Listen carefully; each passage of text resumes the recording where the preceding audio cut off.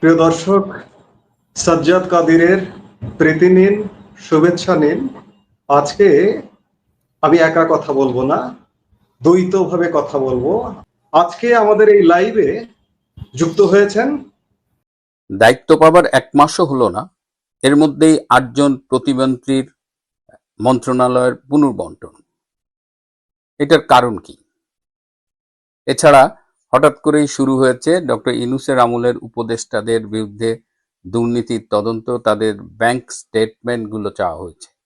এটার পেছনেই বা রহস্য কি? এদিকে আজকে শুক্রবার জুমার নামাজের পরে দেখলাম জামাত বিক্ষোভ মিছিল করেছে। তারা উপদেষ্টা রেজওয়ানা হাসান এবং ডক্টর খলিলুর রহমানের গ্রেপ্তার চায় ইলেকশন ইঞ্জিনিয়ারিং এর কারণে। এসব নিয়েই আজকের আলোচনা। শেষ পর্যন্ত সাথে থাকুন এবং একদম শেষে একটা ছোট্ট বাট ভীষণ গুরুত্বপূর্ণ ভিডিও ক্লিপ।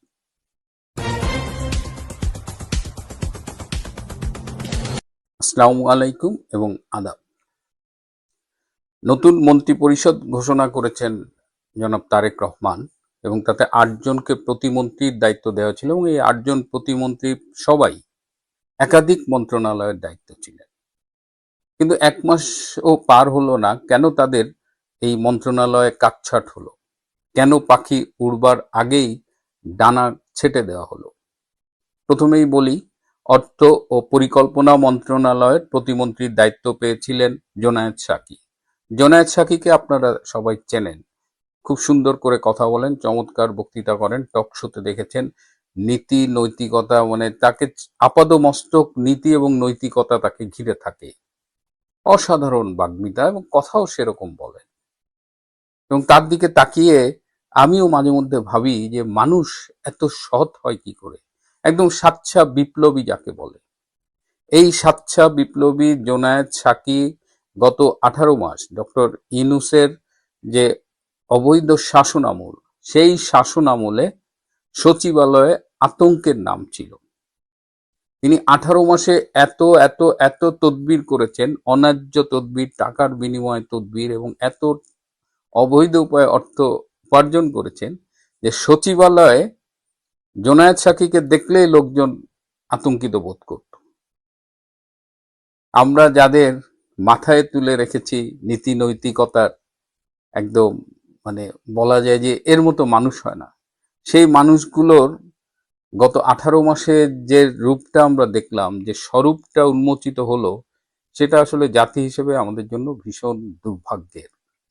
এবং জোনায়েদ সাকি একজন।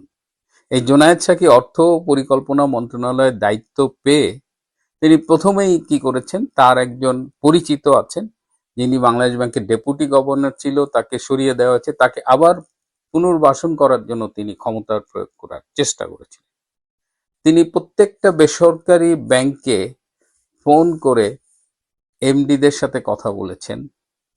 তিনি বিভিন্ন ঋণ খেলাপি শিল্পপতিদের সাথে যোগাযোগ করেছেন, বিভিন্ন বেসরকারি ব্যাংকের উপরে চাপ প্রয়োগ করেছেন সেই ঋণ অ্যাডজাস্ট করার জন্য, বা নানা রকমের অবৈধ তদবির তার। যেহেতু ক্ষমতায় না থেকে 18 মাসে সচিবালয় একদম কাঁপায় ফেলছে, আর এখন তো সে নিজেই মন্ত্রণালয়ের হাফ মন্ত্রী। এইটা কিন্তু চাওর হতে বেশি সময় লাগেনি।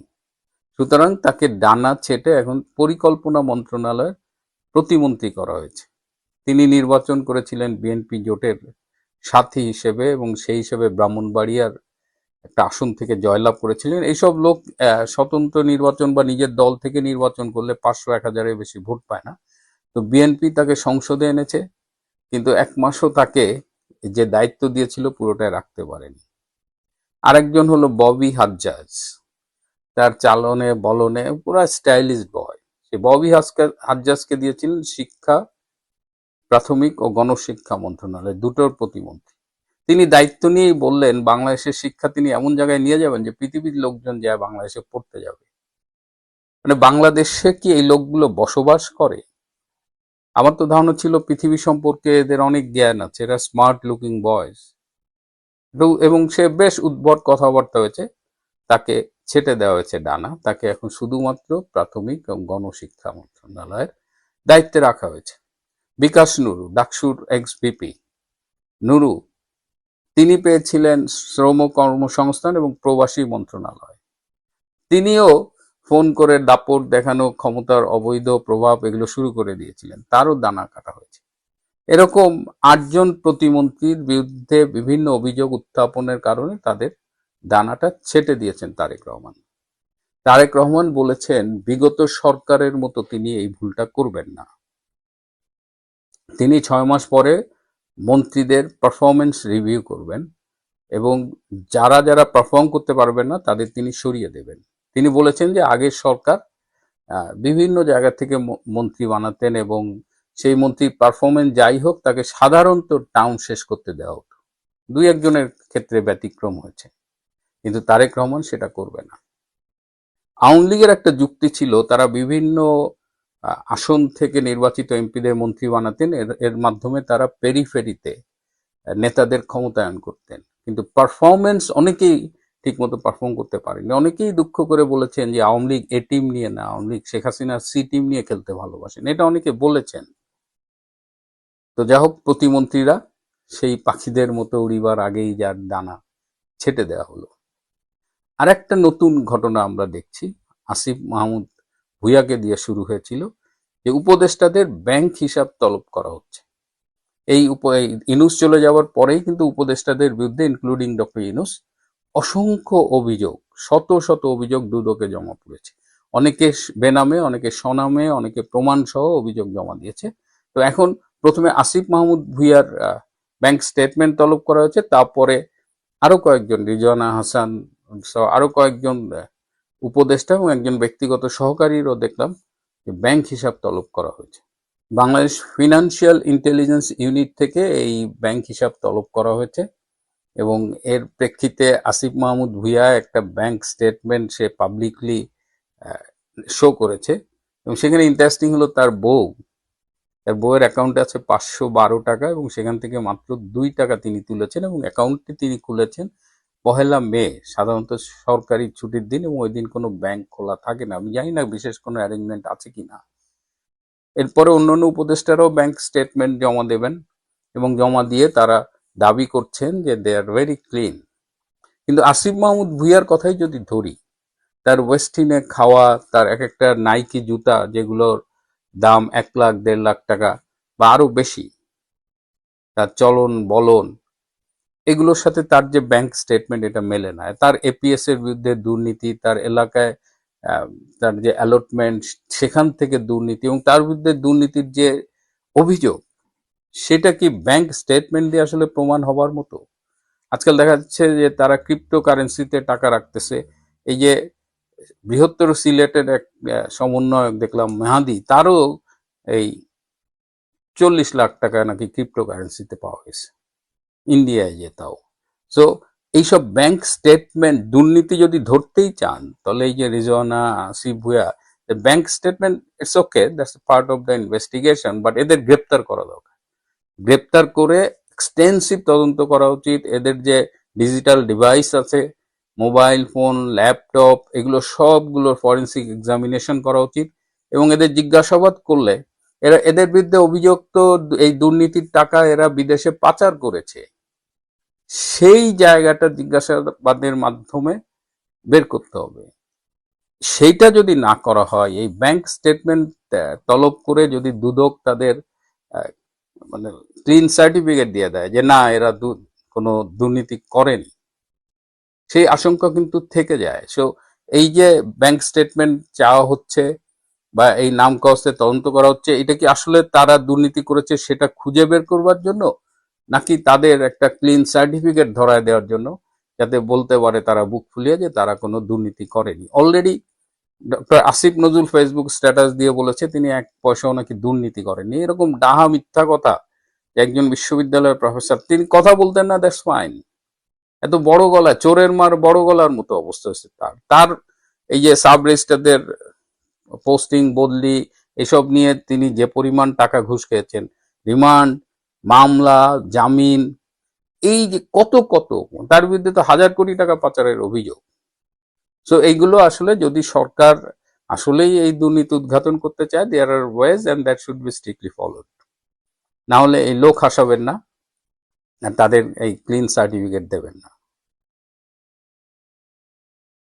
এদিকে আজকে জামাতে ইসলাম যেটা করলো, জামাতে ইসলাম এখন নতুন করে গো ধরছে যে ইলেকশন ইঞ্জিনিয়ারিং হয়েছে, এবং রিজওয়ানা হাসান চৌধুরী খুব গর্ব করে বললেন আমরা জামাতকে ঠেকিয়ে দিয়েছি। আমি তো বুঝলাম না জামাতকে ঠেকানো না ঠেকানোর উপদেষ্টারা কারা। এটা তো তাদের ভাষায় যদি বলি একটা ফেয়ার ইলেকশনের মাধ্যমে নির্বাচিত সরকার, তাহলে সেখানে তারা ঠেকাইলেন কাকে, উঠাইলেন কাকে, বসাইলেন কাকে, এটা কি কথা? নাকি রেজওয়ানা হাসান খুব সুচিন্তিত ভাবে এই স্টেটমেন্টটা দিয়েছেন যাতে জামাতের হাতে আন্দোলনের একটা সিরিয়াস ইস্যু তুলে দেওয়া যায় এবং এটা বিএনপির উপর একটা চাপ প্রয়োগ করা যায়? রিজওয়ানা হাসানকে এ সন্দেহের কারণ হলো তিনি বিশিষ্ট রাজাকার কন্যা। সো পলিটিক্সে আমরা যেটা একদম খোলা চোখে দেখি, এটা আসলে এত সহজ সরল না।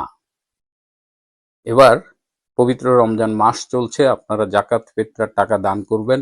আমরা সবাই চেষ্টা করি যার যার সাধ্য মতো, এবং আমাদের মধ্যে একটা প্রবণতা থাকে যে আমরা আমাদের পরিচিত মাদ্রাসায় টাকা দেই। আমরা এই যে দান খয়রাত করছি, এটা আসলে কাকে দিচ্ছি? আমাদের এই দান খয়রাতের টাকা নিয়ে জঙ্গিরা কি উৎসাহিত হচ্ছে? আমাদের টাকা কি পরোক্ষভাবে জঙ্গিবাদকে পালতেছে, জঙ্গিবাদকে উৎসাহিত করতেছে, লালন পালন করতেছে? এই প্রশ্নটা করুন এবং খুব যাচাই করে বেছে আপনার জাকাত ফিতরার টাকা দিন। আমাদের সবারই গরিব আত্মীয় আছে, আশেপাশে গরিব মানুষ আছে, প্রয়োজনে তাদের দিন, কিন্তু এমন কোনো মাদ্রাসায় টাকা দেবেন না যারা জঙ্গি পালে। প্রিয় দর্শক, আসসালামু আলাইকুম। বিএনপির ভিতরে বিদ্রোহের সুর বেজে উঠেছে এবং বিএনপির যারা ত্যাগী নেতা, যারা জুলাই গণঅভ্যুত্থানের সময়ে এবং জুলাই গণঅভ্যুত্থানের পরে নির্বাচনের ডামাডোল যখন বেজে উঠেছে, সেই সময়ে বিএনপির যারা অলিগার্ক ছিল, যারা বিএনপির পক্ষে সমস্ত বয়ান উৎপাদন করেছে, তাদের রাজনৈতিক বয়ান উৎপাদন করেছে, তাদের সাংস্কৃতিক বয়ান উৎপাদন করেছে, তাদের অর্থনৈতিক বয়ান উৎপাদন করেছে, এই মানুষগুলোর ভিতরে সম্প্রতি বেশ উদ্বেগ, উৎকণ্ঠা এবং বিদ্রোহের একটা আলামত দেখা যাচ্ছে। এটা নিঃসন্দেহে বিএনপির জন্য অশনি সংকেত। আমরা বারবার বিএনপিকে সতর্ক করে আসছি, বিএনপি কিন্তু মোটেই আমাদের শত্রু নয়।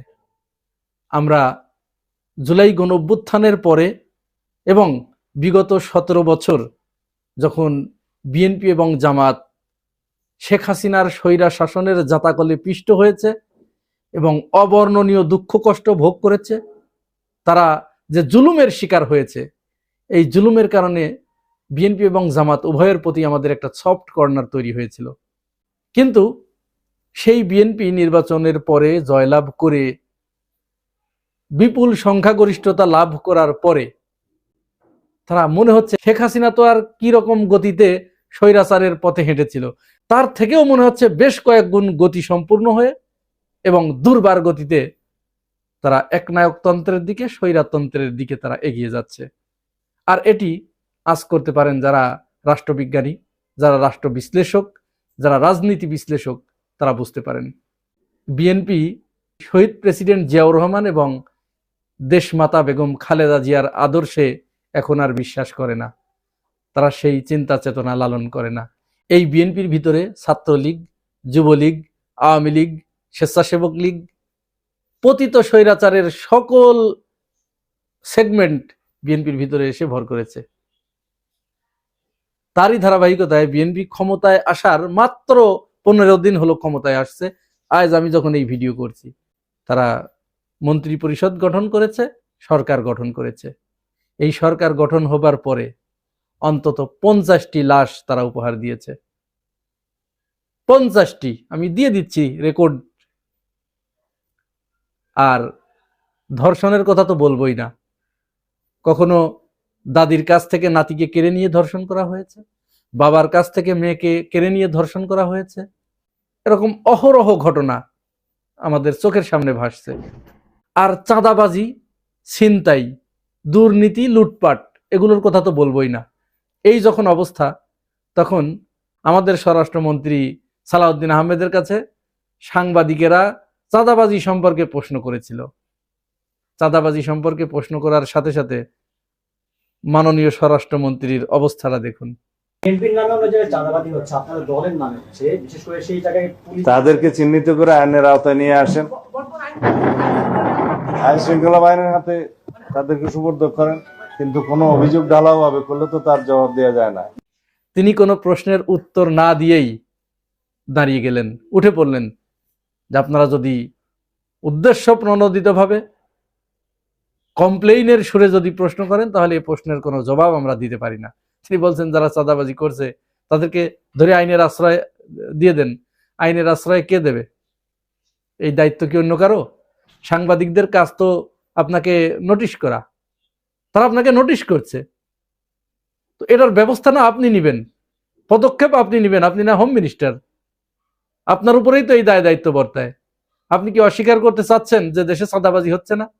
মিডিয়াগুলোকে হয়তো আপনারা কিনে ফেলেছেন, তারা সেখানে একটা সংঘবদ্ধ চক্র হবার কারণে তারা সেগুলো প্রচার করছে না, কিন্তু সামাজিক যোগাযোগ মাধ্যম তো আপনি বন্ধ করতে পারেন নাই। সেখানে একেবারে তাজা খবর, যারা প্রত্যক্ষদর্শী, ঘটনার স্পটে যারা অবস্থান করছে, তারা তাদের এই হাতে থাকা মুঠোফোন দিয়ে কাঁচা ভিডিও করে, একেবারে কাঁচা ভিডিও ছেড়ে দিচ্ছে সোশ্যাল মিডিয়ায়। এটা তো অস্বীকার করার কোনো উপায় নাই। তো এইটা করার পরে সাংবাদিকরা আপনাকে নোটিশ করেছে, আপনি তো সেক্ষেত্রে উঠে চলে যেতে পারেন না। আপনি তো একটা রূপরেখা দিতে হবে আপনার। আপনি আমাদের স্বরাষ্ট্রমন্ত্রী, আপনাকে তো পথ দেখাতে হবে, আপনাকে তো আশার বাণী শোনাতে হবে জনগণকে। আপনি রাগ করে উঠে চলে যাবেন, এই জন্য তো আপনাকে স্বরাষ্ট্রমন্ত্রী বানানো হয় নাই। এরপরে এলিট সমাজ যারা, তারা ক্ষেপেছে যে কারণে বিএনপি দ্বিতীয় যে ভুলটি করেছে, জুলাই সনদকে তারা না করে দিচ্ছে, একেবারে নাকচ করে দিচ্ছে। হাফিজউদ্দিন আহমেদ তিনি পরিষ্কার করে বলেছে যে ওই সময় আমরা সংস্কার কমিশনে বারবার আসা যাওয়া করেছি, কারণ আমাদের একটা নির্বাচন দরকার ছিল, নির্বাচনটা যাতে তাড়াতাড়ি হয়, শুধু আমরা নির্বাচনের জন্য আমরা তাদের কাছে গেছি এবং তাদের কথা শুনেছি, জনগণ যেন আমাদের বিপক্ষে চলে না যায়, এজন্য আমরা সেখানে আসছি আর গেছি। তাই বলে আমরা বাধ্য নই এগুলো করতে হবে। বুঝতে পেরেছেন? জনগণের ভয়ে, জনগণকে বোঝানোর জন্য যে নির্বাচনটা আগে হয়ে নিক, তারপরে জনগণকে দেখে নেব। এই জাতীয় কথাগুলো যখন শুনি তখন আমরা যার পর নাই হতাশ হয়ে যাই।